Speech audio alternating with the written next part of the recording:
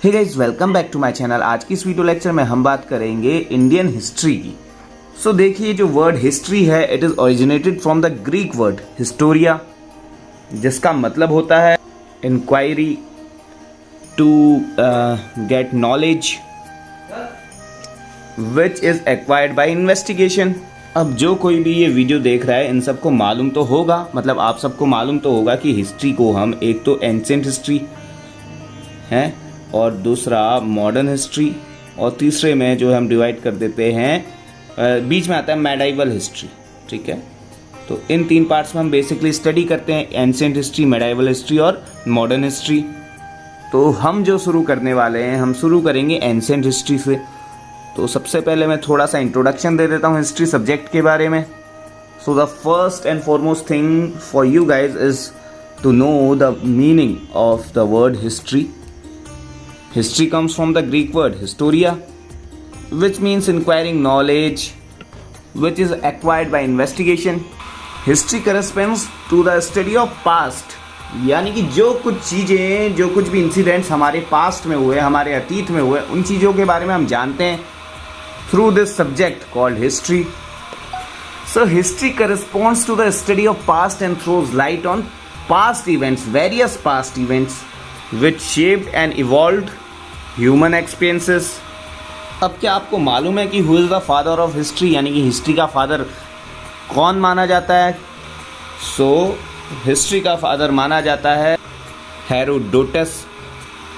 तो ये जो हेरोडोटस थे, he was a native of country Greece, जिसे पुराने टाइम पे यूनान भी बोलते हैं। ये है हमारी प्यारी दुनिया और इसमें कहाँ पर है ग्रीस? इसमें जो ग्रीस है, यूरोप जो कॉन्टिनेंट है वहाँ पर पड़ता है और आपको ये दिख रहा है, ये है Greece, if you are able to watch it clearly. ठीक है, तो आप कभी अगर मैप देखेंगे, वर्ल्ड मैप, तो आपको हमारे प्यारे भारत के ऊपर आप जाएंगे, आपको एशिया के ऊपर एक महाद्वीप मिलेगा, यानी कि कॉन्टिनेंट मिलेगा जिसे यूरोप बोलते हैं। और उस यूरोप कॉन्टिनेंट में एक देश है ग्रीस, काफ़ी इम्पोर्टेंट कंट्री है ये। यहीं पे जन्मे थे हेरोडोटस। इन्होंने एक पुस्तक लिखी, एक किताब लिखी, एक बुक लिखी जिसको बोलते हैं Historica. So Historica was the book which was written by Herodotus, who is called father of history. अब अधिकांश जनता जो इसे देख रही है वो इंडिया में रहती है, आप भी रहते हो शायद। तो क्या आपको मालूम है कि who is called father of Indian history, यानी कि भारतीय इतिहास का पिता किसे कहा जाता है? भारतीय इतिहास का जनक। सो भारतीय इतिहास का जनक कहा जाता है मेगास्थनीज को। और मेगास्थनीज ने एक बुक लिखी है, उस बुक का नाम है इंडिका। तो अभी तक तो आपको रिकॉल हो गया होगा कि हेरोडोटस जो कि हिस्ट्री के फादर हैं, यानी कि ओवरऑल जो हिस्ट्री है, इतिहास की जनक जिसे कहा जाता है, ही इज़ हेरोडोटस। तो उन्होंने हिस्टोरिका बुक लिखी है। हिस्टोरिका क्या है? एक बुक है, एक नोवेल है। किसके द्वारा लिखी गई है? हेरोडोटस। हेरोडोटस कौन है? Father of history, entire history, और even you can say he is called the father of world history. ठीक है, एंड बात करें इंडियन कंटेक्स्ट में, तो इंडिया में जो हिस्ट्री के जनक माना जाता है उनको मेगास्थनीज बोलते हैं। मेगास्थनीज ने एक बुक की रचना की थी जिसको इंडिका बोलते हैं। तो जैसे कि आप नाम से ही देख रहे हैं, इंडिका, नाम ही में ही आ रहा है ना, इंडिया।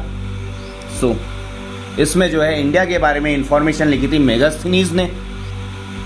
इनका जन्म हुआ था 350 BC पे, और ये भी वहीं पे जन्मे थे जहाँ पे हेरोडोटस का जन्म हुआ था, यानी कि ग्रीस पर, जिसे हम यूनान भी बोल लेते हैं हिंदी में। हिस्ट्री में ना क्या इंपॉर्टेंट होता है? टाइम पीरियड ज़्यादा इंपॉर्टेंट होते हैं। तो देखिए आप जैसे देख रहे हैं 350 BC। BC का मतलब होता है before the birth of Jesus Christ. ठीक है, और आपने दूसरा टर्म सुना होगा AD। AD को बोलते हैं after death of Jesus Christ, या एनो डोमिनो भी बोल लेते हैं जिसे। सो देखिए होता क्या है कि ये आप एक टाइमलाइन ले लीजिए। ठीक है, ये यहाँ पे न्यूट्रल, यानी कि ये 0, और इधर को आप जाएंगे तो ये पुराना जो BC वाला काल है इधर ले लीजिए, AD वाला काल ये ले लीजिए। इस टाइम पीरियड में जीसस जो है, जीसस का पीरियड था, जीसस जो हैं बॉर्न हुए थे। तो इनके बॉर्न होने से पहले का सारा समय बीसी में कैलकुलेट किया जाता है और इनकी डेथ के बाद जो सारा समय है या इनके जन्म के बाद सारा जो समय है वो एडी में कैलकुलेट किया जाता है। अब जैसे बात हो रही है 350 बीसी की, तो यहाँ पे कहीं टाइमलाइन पे देख लीजिए आप 350 बीसी, ठीक है। और ये वाला जो इसकी खासियत है ना, ये घटता ही जाता है 350 के बाद 250, फिर 150, ऐसे ऐसे करके ये जो जीरो पे आ जाएगा, फिर यहाँ से बढ़ता जाएगा 180, 280, 1180, ऐसे करके, ठीक है। ये चीज़ आप समझ रहे हैं। और मेगास्थनीज से भी पहले जन्म हुआ था हेरोडोटस का। देखिए एक चीज़ मैं आपको और क्लियर करवाना चाहता हूँ, ये जो टर्की आपको दिख रहा है और साथ में आपको इधर ये ग्रीस दिख रहा है ना, तो ये पुराने टाइम पे एक ही पूरा पोर्शन हुआ करता था, ठीक है, जिसे हम कंबाइनली यूनान भी बोल लेते हैं, यूनानी था ऐसे करके बोलते हैं ना। अब इसी वाले पोर्शन में तुर्की और ग्रीस के कंबाइन रीजन में हिलिकार्सस एक जगह है, हिलिकार्नेसिस, ठीक है। तो यहाँ पे आपको शो तो हो नहीं रही होगी। सो इस जगह पर बॉर्न हुआ था हेरोडोटस का, ठीक है, ग्रीस पर ही है ये।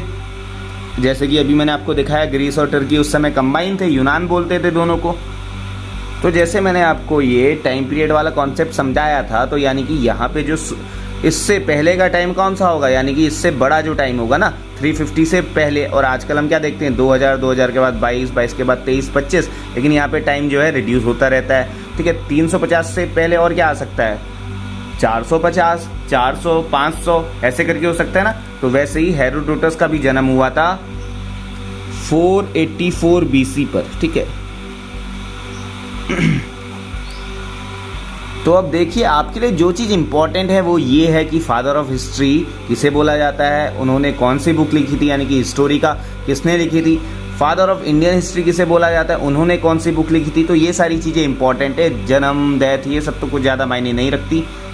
तो अब देखिए जो मैं आपको ये सब बता रहा हूँ कि फादर थे, हिस्टोरिका थी, ठीक है, हेरोडोटस थे, मेगास्थनीज थे, हैं। तो ये सारी चीज़ें हमें कहाँ से पता चलती है, हिस्ट्री में एक चीज़ है जिसको हम बोलते हैं सोर्सेस यानी स्रोत, ओके। तो इस चीज़ से हमको पता चलता है कि यार हमारे पास इतिहास में ऐसी ऐसी चीज़ें हुआ करती थी और ऐसे ऐसे लोग भी थे। और ये सोर्सेस दो टाइप के होते हैं, एक तो होता है आर्कियोलॉजिकल सोर्स और दूसरा होता है लिटरेरी सोर्स। लिटरेरी सोर्स को हम साहित्यिक स्रोत बोलते हैं और आर्कियोलॉजिकल सोर्स को बोलते हैं पुरातात्विक स्रोत, ओके। अब सोर्सेस की बात हम कर ही रहे हैं, तो देखिए सोर्सेस में क्या क्या आ जाते हैं, इंस्क्रिप्शन यानी कि अभिलेख, tools, ornaments, buildings, coins, fossils, pictures, banquets. जैसे कि मैंने आपको बताया सोर्सेस को हम दो पोर्शन में डिवाइड कर देते हैं, एक हो जाता है आर्कियोलॉजिकल सोर्स और दूसरा है लिटरेरी सोर्स, ओके। यानी कि आर्कियोलॉजिकल सोर्स को बोलते हैं पुरातात्विक स्रोत और लिटरेरी सोर्स को बोलते हैं साहित्यिक स्रोत। सो ये सारे के सारे जो स्रोत हैं, सारे के सारे जो सोर्सेज हैं, inscription, tools, ornaments, buildings, coins, fossils, pictures और ये बैंकेट, ठीक है। तो ये क्या हैं, ये हैं आर्कियोलॉजिकल सोर्सेस, ठीक है।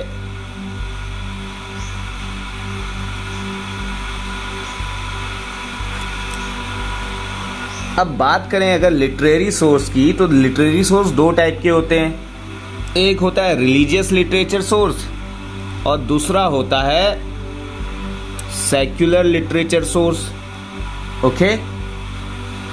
अब रिलीजियस लिटरेचर सोर्स में आ जाएंगे तुम्हारे वेदास, पुराण्स, है ना। वेदास भी चार टाइप के होते हैं, अगर मैं रिकॉल कर पा रहा हूँ तो ऋग्वेद, यजुर्वेद, अथर्ववेद, समवेद, फिर पुराणास, फिर उपनिषद, महाकाव्य, बौद्ध लिटरेचर, जैन लिटरेचर यानी कि बौद्ध ग्रंथ, जैन ग्रंथ, ओके।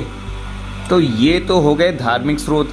अब सेकुलर लिटरेचर सोर्स की बात करेंगे यानी कि धर्मनिरपेक्ष स्रोत, तो उसमें आ जाएगा अर्थशास्त्र, महाभाष्य, मुद्रा राक्षस, पंचतंत्र और संगम साहित्य। तो कौटिल्य ने अर्थशास्त्र लिखी थी, महाभाष्य लिखी थी पतंजलि ने, मुद्रा राक्षस जो है it was also a literature which was written by Vishakhadatta. तो आई होप कि ये सभी को समझ में आ रहा होगा। अब आप में से जो ज़्यादा इंटेलिजेंट हैं वो ये सोच रहे होंगे यार वेदास कितने होते हैं, मैंने जैसे आपको बताया था पुराणास कितने होते हैं, उपनिषद कितने होते हैं। और अगर आपने अभी तक नहीं सोचा तो आपको सोचना चाहिए था। तो देखो जो वेदास होते हैं वो 4 होते हैं और ये होते हैं ऋग्वेद, यजुर्वेद, आपने सुने हैं, सामवेद, अथर्ववेद, यजुर्वेद। और बात करें पुराणास की तो ये 18 है, so they are 18 in number, Vedas are 4 in number. अब यहाँ पे 18 के 18 नाम तो मैं नहीं लूँगा, लेकिन कुछ इम्पोर्टेंट और जो मुझे याद हैं जैसे शिव पुराण, विष्णु पुराण, मत्स्य पुराण, और क्या स्कंद पुराण, और अग्नि पुराण, गरुड़ पुराण, है ना। तो ये सारे जो हैं ये पुराण कहलाते हैं। और बेसिकली इनका काम यही होता है कि पुराने टाइम में जो जितने राजा थे, ओरिजिन कैसे हुआ अर्थ का, कौन कौन उस समय उस काल में क्या क्या हुआ करता था, ये सारी चीज़ें। तो ये क्या है, ये सोर्सेज हैं जहाँ से हमें हिस्ट्री के बारे में पता चलता है। और ये माना जाता है कि ये जो पुराणास वगैरह हैं ये लिखे थे जिन्होंने महाभारत लिखी थी ना। आप जानते हैं महाभारत के रचयिता कौन है? सो इन महान व्यक्ति का नाम है, अब हर कोई वेद व्यास नाम से जानते होंगे ना, ऋषि व्यास। तो इनका पूरा नाम है कृष्णद्वैपायन व्यास, ठीक है, जिसे आप वेद व्यास बोल लीजिए, ऋषि व्यास बोल लीजिए। ऋषि मतलब सेज होता है ना, सेज व्यास बोल लीजिए। तो ये एक ऐसे महान व्यक्ति थे, इन्होंने की राइटर थे, ठीक है, बेसिकली ऋषि थे, मुनि थे, जिन्होंने इनकी संरचना की है। ये सारे जो आपको मैंने दिखाए पुराणास वगैरह, है ना। एंड ये माना जाता है कि जो वेदास हैं it was composed by lord Brahma.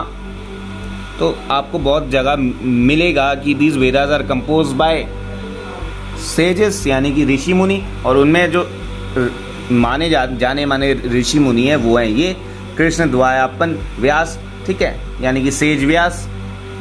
सो जैसे आज हम ना अपना कॉन्स्टिट्यूशन वगैरह पढ़ते हैं, लॉ की किताबें पढ़ते हैं, है ना, तो वही सारी चीज़ें हैं ये वेदास और उपनिषद। पुराना जो उपनिषद है, मैं आपको बताऊं, उपनिषद की अगर बात आई गई है तो उपनिषद, सो ये जो है इनका नंबर देखोगे आप, ये 108 108 उपनिषद हैं। These are the parts of Vedas only. और इम्पॉर्टेंट जो हैं, जो मेन जो उपनिषद हैं वो 13 हैं। उनमें से आपको मैं 2 उपनिषद के नाम बताऊं। मांडूक्योपनिषद, ये मैंने इसलिए बताया क्योंकि ये उपनिषद में से सबसे छोटा उपनिषद है, मांडूक्य उपनिषद। और जो सबसे बड़ा उपनिषद है वो है बृहदारण्यक उपनिषद। ज़्यादा डिटेल में किसी चीज़ के जाना नहीं है, फॉर द टाइम बीइंग आप बस इतना समझ लीजिए उपनिषद कितने हैं, वेदास कितने हैं और पुराणास कितने हैं, ठीक। और ये सारे के सारे हैं क्या, ये हैं रिलीजियस लिटरेचर सोर्स। इसमें आप एपिक्स भी ऐड कर सकते हैं, एपिक्स यानी कि रामायण और महाभारत, है ना। तो कुछ देर पहले मैंने आपको बताया था कि हिस्ट्री जो है हम 3 कंटेक्स्ट में देखते, एक पुरानी वाली यानी कि एंशिएंट हिस्ट्री, फिर हमने देखा मेडाइवल हिस्ट्री और फिर हमने देखा मॉडर्न हिस्ट्री। बट क्या आपको मालूम है कि ये भी जो है सब डिवीज़न है किसका, हिस्टोरिक पीरियड का। सो 25 लाख से 20 लाख बीसी का जो टाइम पीरियड है, इसके बीच में जो भी काल था इसे बोलते हैं प्रागैतिहासिक काल या प्री हिस्टोरिक पीरियड। 3000 से 600 बीसी के बीच का जो टाइम पीरियड था उसे बोलते हैं प्री हिस्टोरिक या आदि ऐतिहासिक काल। और जो हिस्टोरिक पीरियड है तो 600 बीसी यानी कि 600 बीसी से लेके अभी प्रेजेंट तक जो पीरियड है वो है हिस्टोरिक पीरियड। और जो हम एंशिएंट, मेडाइवल और मॉडर्न जो पढ़ते हैं वो इसी हिस्टोरिक पीरियड से पढ़ते हैं।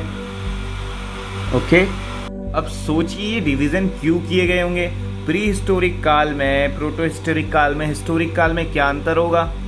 तो देखिए जो क्लाइमेट था ना तीनों में, वो पहली बात तो क्लाइमेट के बेसिस पे हम देखेंगे कि तीनों पे जो है चेंजेस हुए।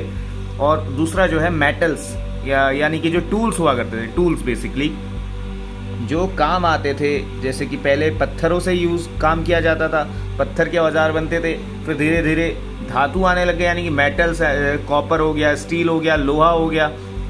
सो जानेंगे हर एक पीरियड के बारे में। सबसे पहले लेते हैं प्री हिस्टोरिक पीरियड को, और इसको डिवाइड कर देते हैं हम 3 चीज़ों में, 3 पीरियड्स में, 3 सब पीरियड्स में, पैलियोलिथिक, मेसोलिथिक और नियोलिथिक पीरियड। ओके, हिंदी में इनको बोलते हैं, पैलियोलिथिक को बोलते हैं पूरा पाषाण काल, इसको बोलते हैं मध्य पाषाण काल, और इसको बोलते हैं नवपाषाण काल। ओके, अब देखें ना, the whole game is of history is about sources. So ये जो पुरान पाषाण काल है, इसके बारे में हमें जो, जैसे मैंने अभी आपको 2 सोर्सेस दिखाए थे, एक था लिटरेरी और दूसरा था आर्कियोलॉजिकल सोर्स। ओके, अब मैंने ये जो आर्कियोलॉजिकल सोर्स में बताया था ये सारे, तो हमको इस पीरियड के बारे में लिटरेरी सोर्स से कुछ नहीं पता चलता। इस टाइम पे लिटरेरी सोर्स थे ही नहीं। इस टाइम पे जो एंटायर हमारी दुनिया है, it was covered with snow, बर्फ से ढकी रहा करती थी, तो लिटरेरी सोर्स होने का कोई मतलब तो बनता ही नहीं है। No literary source. अब दूसरा क्या बचा? Archaeological source. ओके, तो इससे हमें पता चलता है। और बेसिकली कौन सा आर्कियोलॉजिकल सोर्स? तो ये वाला जो मैंने बताया था, फॉसिल्स, जीवाश्म, इससे हमें पता चलता है पैलियोलिथिक पीरियड के बारे में। तो ये हमारा क्या हो गया? Pre historic period. अब इसमें कोई लिखित हमारे पास सोर्स, लिखित सबूत तो है नहीं, कहीं पे लिखा हुआ कुछ यहाँ पे वर्णन तो होता नहीं है। तो आर्कियोलॉजिकल सोर्स में जैसे मैंने फॉसिल्स बताए थे आपको, जैसे फॉसिल्स में बोन हो गए, हड्डियाँ होती हैं जानवरों की, या कहीं पे हमें कोई ऐसा हथियार मिला है, जैसे कोई कुल्हाड़ी बनी है, पत्थर की कुल्हाड़ी बनाई है, बनाते हैं ना, क्योंकि मेटल तो थे नहीं। तो बेसिकली जो सारा दबदबा है पत्थर का ही चल रहा था, पत्थर से ही आग जला रहे थे, पत्थर से ही जानवरों को मारा जा रहा था, मतलब थोड़ा सा मॉडर्न करके पत्थरों को, और पत्थरों के वेपन्स बनाए जा रहे थे, हथियार, कुल्हाड़ी वगैरह हो गई। जैसे कुल्हाड़ी की अगर बात आई गई है तो एक पर्सन का नाम आप और जान लीजिए, रॉबर्ट ब्रूस फूट। ओके, तो ये कंसिडर्ड किए जाते हैं father of pre historic period. क्यों? Because he joined Indian geological सर्वे।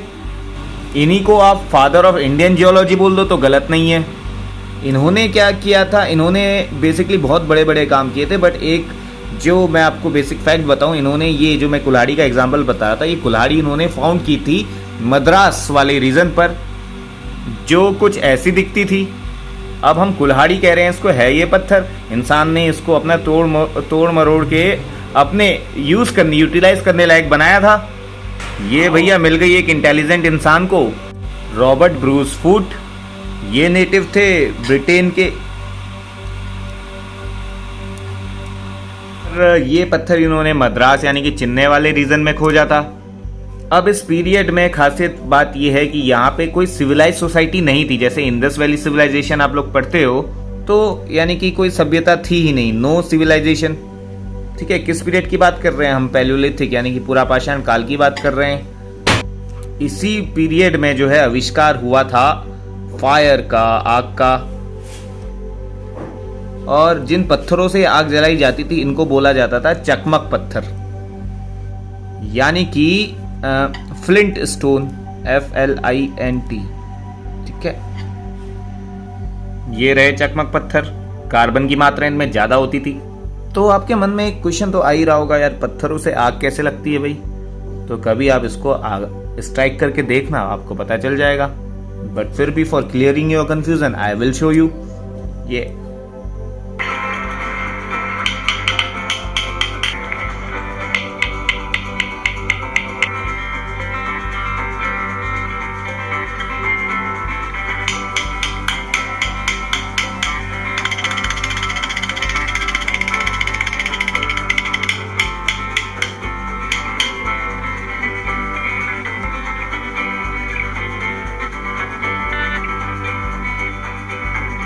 तो आई होप कि सबने देखा होगा, एंजॉय किया ये कि how fire is made from stones. और इस टाइम पे पैलियोलिथिक काल पे यही काम हुआ करते थे। पत्थर पकड़े, आग लगाई, जानवर पकड़ा, उसको आग में डाल दिया। सो आपने देखा प्री हिस्टोरिक पीरियड में 3 पीरियड्स, पैलियोलिथिक, मेसोलिथिक, नियोलिथिक। जो ये वर्ड आ रहा है लिथिक, लिथिक का मतलब होता है स्टोन। ओके, सो इसको हम बोलते हैं पाषाण काल यानी कि पत्थरों का एज यानी कि स्टोन एज। ठीक है, और इसमें आपने देखा कि भाई जो नॉर्मल इंसान थे यानी कि सिविलाइजेशन थी, तो नॉर्मल इंसान थे नहीं, तो थे कौन यहाँ पे? आदि मानव यानी कि ये। सो आपने ओवरऑल अभी तक ये देखा कि प्री हिस्टोरिक पीरियड को हमने पैलियोलिथिक में बांटा, हमने मेसोलिथिक में बांटा और हमने नियोलिथिक में बांटा। फिर हमने देखा जो पैलियोलिथिक यानी कि जो पूरा पाषाण काल था, उसमें हमने देखा this period was initially covered with snow, primitive man was there यानी कि आदिवासी पाए जाते थे, नॉर्मल मैन यहाँ थे ही नहीं क्योंकि सिविलाइजेशन वहां पर थी नहीं, कोई सभ्यता थी नहीं। और ये जो लोग थे प्रिमिटिव मैन, ये यूज करते थे फ्लिंट स्टोन का यानी कि चकमक पत्थर का, जिसका काम था आग लगाना। अपना जीवन यापन करने के लिए कुछ तो करेंगे ना, क्योंकि एग्रीकल्चर तो थी नहीं तब, यानी कि नो एग्रीकल्चर। अब एग्रीकल्चर करने के लिए क्या चाहिए? जानवर चाहिए ना। इनिशियली उस समय ट्रैक्टर वगैरह तो थे नहीं, और जानवरों को तो ये मार के खा जाते थे, तो यहाँ पर पशुपालन भी होता नहीं था इस पीरियड पे। ठीक है, पैलियोलिथिक पीरियड पे। सो अल्टीमेटली हम ये देखेंगे कि प्री हिस्टोरिक पीरियड को स्टोन एज भी बोला जाता था, है ना, स्टोन एज, क्योंकि पत्थरों का यहाँ पे भरपूर यूज हो रहा था। और मैंने आपको बता ही दिया लिथिक का मतलब होता ही पत्थर है। तो स्टोन एज यानी कि जो हमने प्री हिस्टोरिक पीरियड को देखा था, पैलियोलिथिक, मेसोलिथिक, नियोलिथिक और कैल्कोलिथिक। अब यहाँ तक तो पत्थर चल रहे थे, यहाँ पे जो है कॉपर जो है फाउंड हो गया था कैल्कोलिथिक में। ठीक, हाँ, पैलियोलिथिक जो था वो पैलेस्टाइन एरा का था यानी कि अभिनूतन युग के टाइम की बात हम कर रहे हैं। और इस पैलियोलिथिक पीरियड को जो है हमने 3 पोर्शन में फिर से डिवाइड कर दिया, lower palaeolithic period, middle palaeolithic और high palaeolithic period. Lower palaeolithic period की टाइम पीरियड की बात करें तो 1 लाख BC से पहले का टाइम। ठीक है, फिर मिडिल पीरियड की बात करें, मिडिल पैलियोलिथिक पीरियड की 1 लाख BC से लेके 40,000 BC यानी कि बिफोर क्राइस्ट। और हाई यानी कि हाई पैलियोलिथिक पीरियड की बात करें तो 40,000 BC से लेके 10,000 BC तक का जो टाइम पीरियड है, यहाँ तक जो है 10,000 BC में आके समाप्त हो जाता है दिस पैलियोलिथिक पीरियड यानी कि पूरा पाषाण काल। और इसमें कैसे पत्थर मिलते थे? Crude stone tools. चलते हैं मेसोलिथिक पीरियड की तरफ बढ़ते हैं, इसमें देखते हैं क्या। सबसे पहले जानेंगे इसका टाइम पीरियड। तो आपने देखा था कि जो पैलियोलिथिक एज था वो 10,000 पीरियड, जो उसका लास्ट वाला जो स्टेज था 10,000 BC तक उसका टाइम पीरियड था। तो यहां से जो शुरू हो जाता है 10,000 BC से शुरू होता है मेसोलिथिक एज, और ये चलता है 6000 BC तक। ओके, अब इस मेसोलिथिक पीरियड, मेसोलिथिक एज में यानी कि मध्य पाषाण काल में जो है आप देखेंगे कि यहाँ पे जो है पशुपालन की शुरुआत हो जाती है। पशुपालन यानी कि एनिमल हस्बेंड्री। तो इसमें हम गाय वगैरह पालते हैं ताकि वो हमें दूध वगैरह देती है, और वैसे भी गाय हमारी गौ माता है, यानी कि there was use of cattles. अब धीरे धीरे आप देखना कैसे जो है इवॉल्व होगा, इवोल्यूशन आएगा, इतिहास बदल जाएगा। तो इस पीरियड पे जो हमने ये प्रिमिटिव मैंस देखे थे ना, पैलियोलिथिक पीरियड पे क्या देखे थे हमने? प्रिमिटिव मैंस यानी कि आदि मानव, तो इनमें भी चेंज आ रहा था। और जो हमने टूल्स देखे थे पत्थर के, उसमें भी चेंज आ रहा था। सो देयर वाज चेंज, बदलाव आने लगा। अब जो है हम अगला पीरियड देखते हैं, नियोलिथिक पीरियड यानी कि नवपाषाण काल। ओके, इसको हम न्यू स्टोन एज भी बोल देते हैं। क्यों नहीं कर रही है?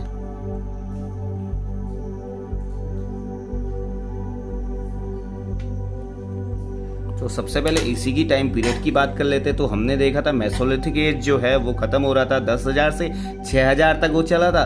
तो ये हो जाएगा 6000 BC से लेके 3000 BC तक।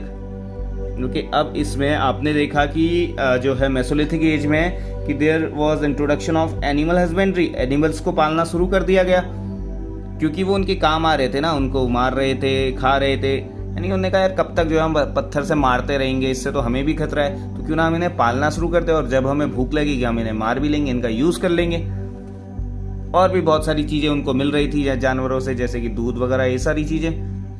तो इस न्यूलिथिक पीरियड में इन्होंने एनिमल हस्बेंड्री के साथ साथ इन्होंने की जगह अगर मैं कहूँगा कि हमने एनिमल हस्बेंड्री के साथ साथ यानी कि पशुपालन के साथ साथ हमने खेती भी शुरू कर दी, यानी कि एग्रीकल्चर। और इस पीरियड में यूज होने लग गया पॉलिश्ड स्टोन्स का, ठीक है, जो काम आते थे प्लोइंग के, यानी कि खेत जोतने के काम आते थे। आज आप जैसे जो ट्रैक्टर देख रहे हैं, तो पहले ट्रैक्टर तो थे नहीं और आयरन अभी तक आया नहीं था। तो ये जो है खेत को यानी कि टिलिंग लैंड्स, इन काम आते थे ये पॉलिश्ड स्टोन। यानी कि आप एक तरीके से कहिए फार्मिंग होनी शुरू हो गई। और एक फैक्टर को तो आप हमेशा ध्यान रखेंगे कि ultimately there was change in a climate जो है यानी कि जलवायु, वो धीरे धीरे चेंज हो रही थी। न्यूलिथिक एज में जो है लोगों ने सेटल होना शुरू कर दिया था। पहले के लोग क्या थे, हंटर्स एंड गैदरर्स थे, यानी कि वो लोग जो है शिकार वगैरह पे निर्भर थे।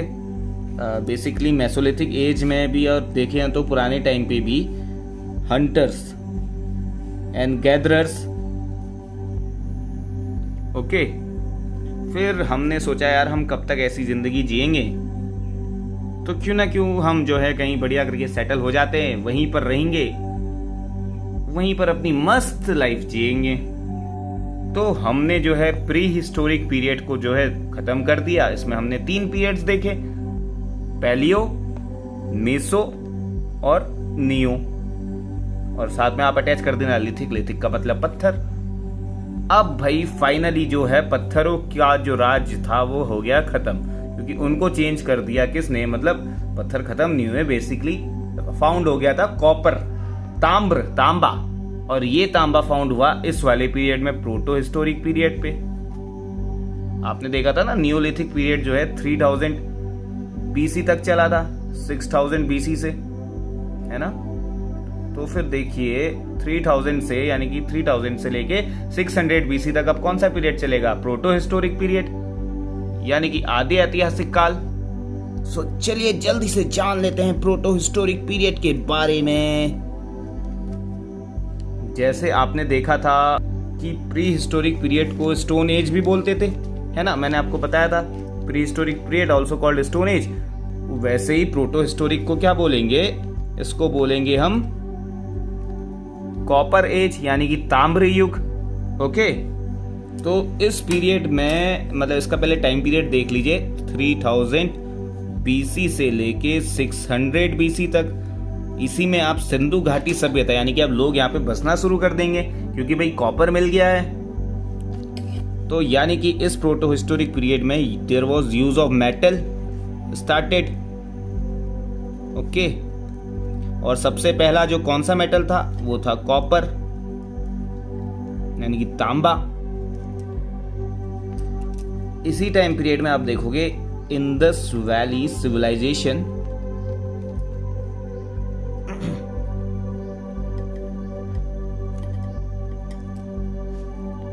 जिसका टाइम पीरियड जानना आपके लिए बेहद जरूरी हो जाता है। तो ये है 2500 बीसी से लेके 1750 बीसी तक। ओके, अब ये सारा टाइम पीरियड बीसी में ही चल रहा है, या कहीं कहीं पे आपको 1750 की जगह 1500 बीसी भी मिल जाएगा। ठीक, फिर आप देखोगे इसमें वैदिक सिविलाइजेशन, यानी कि कमिंग ऑफ आर्यंस। ठीक है, और ये माना जाता है कि जो आर्यंस लोग थे इन्होंने ही इंडस वैली सिविलाइजेशन को जो है नष्ट किया, बर्बाद कर दिया, खत्म कर दिया, एक्सटिंक्ट कर दिया। और ये टाइम पीरियड है 1500 बीसी से लेके 1000 बीसी तक का। सो कॉन्ग्रेचुलेशंस, आपने प्रोटो हिस्टोरिक पीरियड भी जो है वो पूरा कवर कर लिया है। और इसी पीरियड में there was composition of Vedas. Okay, तो आपने जो है फाइनली प्री हिस्टोरिक पीरियड देखा, प्रोटो हिस्टोरिक पीरियड देखा, और अब आप देखने वाले हैं हिस्टोरिक पीरियड। और इसी हिस्टोरिक पीरियड में हम जो है अपना एंशिएंट हिस्ट्री पढ़ते हैं, मेडाइवल हिस्ट्री और साथ में मॉडर्न हिस्ट्री शुरू करेंगे अगली वीडियो पे। तो आई होप कि आपको ये जो है पूरा कॉन्सेप्ट समझ में आया होगा, और अगर आया है तो प्लीज इस वीडियो को जो है आप लाइक कर दीजिए और साथ में मेरे चैनल को आप सब्सक्राइब कर दीजिए अगर आपने अभी तक नहीं किया है तो, और साथ में इसे जो है क्या बोलते हो शेयर भी कर दीजिए और साथ में बेल आइकन प्रेस करना ना भूलें। तो मिलते हैं गाइस नेक्स्ट वीडियो पे। Bye bye, take care, thanks for watching.